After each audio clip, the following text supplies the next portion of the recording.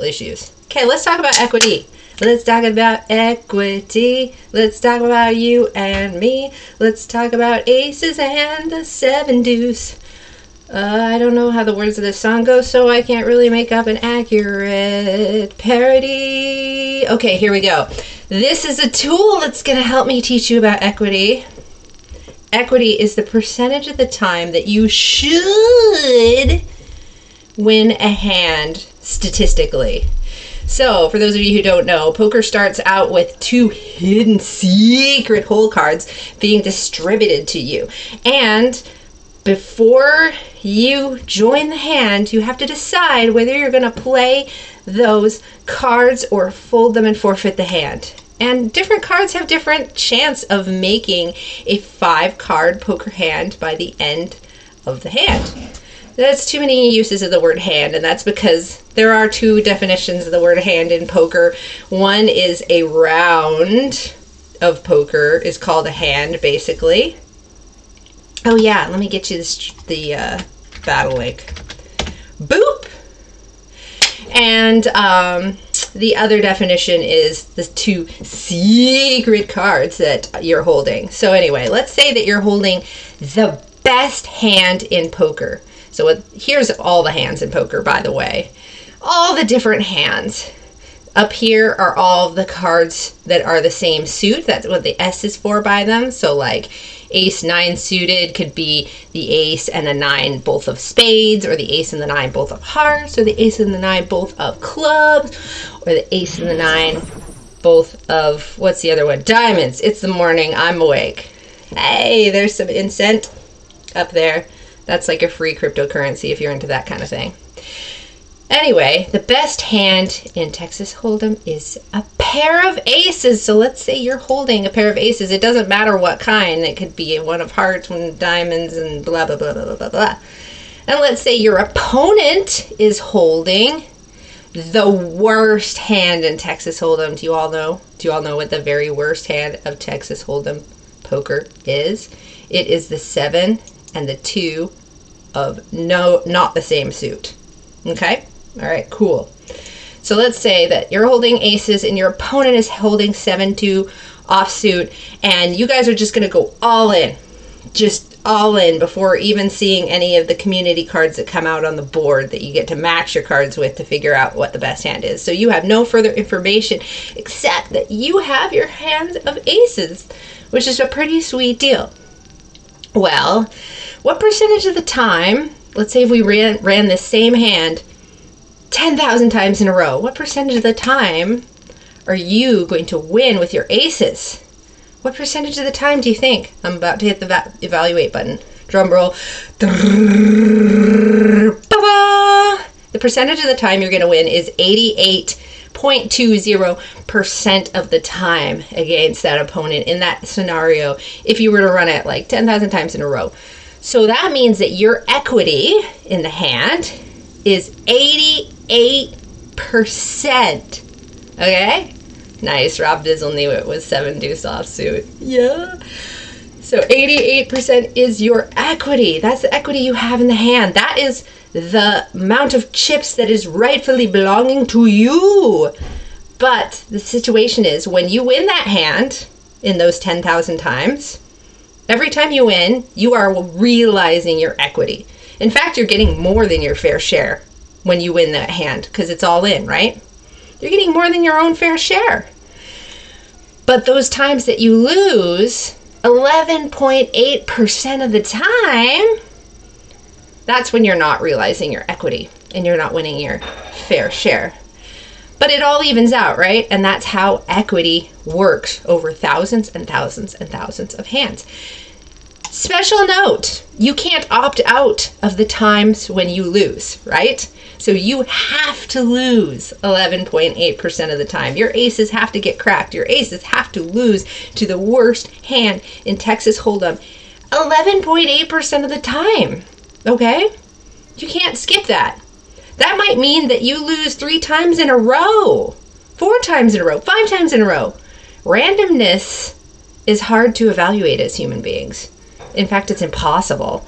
In fact, if you read the book Rock Breaks Scissors, you'll find out that they are able to find out people embezzling money because they just don't know how to pick random numbers. People can't do it. It's not in our brains. We are not equipped. So anyway, if you feel like the world is against you ever in poker because, you know, your aces keep getting cracked by 7-deuce offsuit, remember, you're just paying off your 11.8% of the time that equity just does not belong to you. Okay, now why is this important besides not choosing 7-deuce offsuit to play pre-flop? Well, let's talk about it.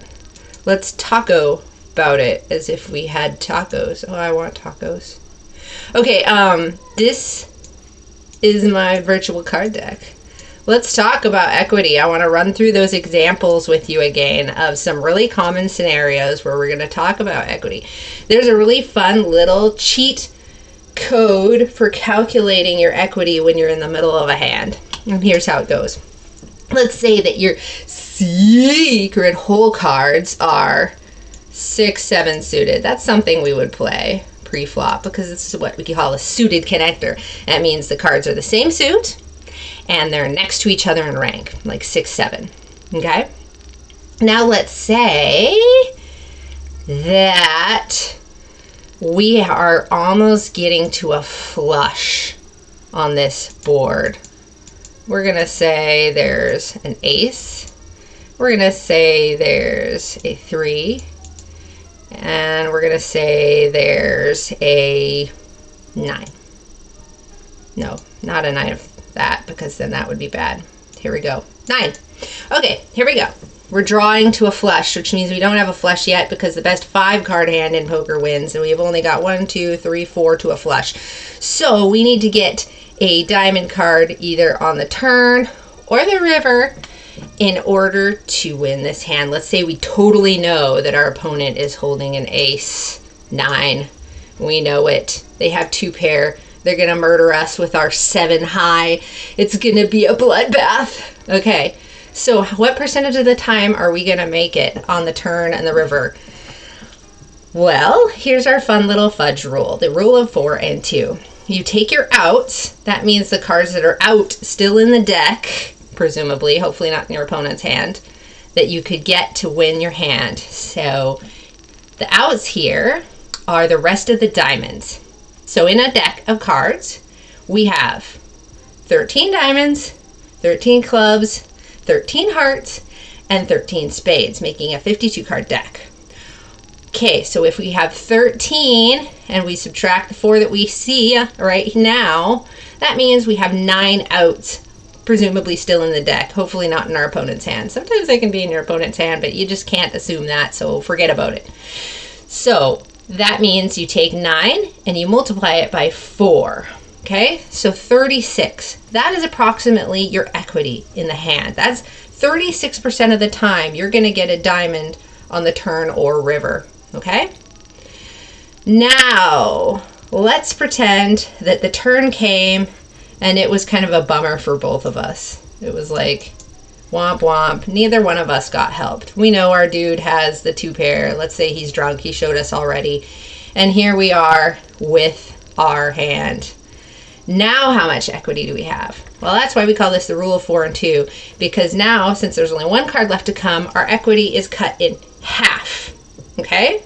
So that means that we still have 9 outs, but now we multiply that 9 outs by 2, which means we have 18% equity in this hand. You can see how that equity goes down. So now if you're facing a really big bet, you're getting a bad price. We like deals. We like tiny bets from our opponents that do not add up to our equity. I'm going to show 2 more examples. Okay? Because straights are another pretty sweet example that we like. Okay?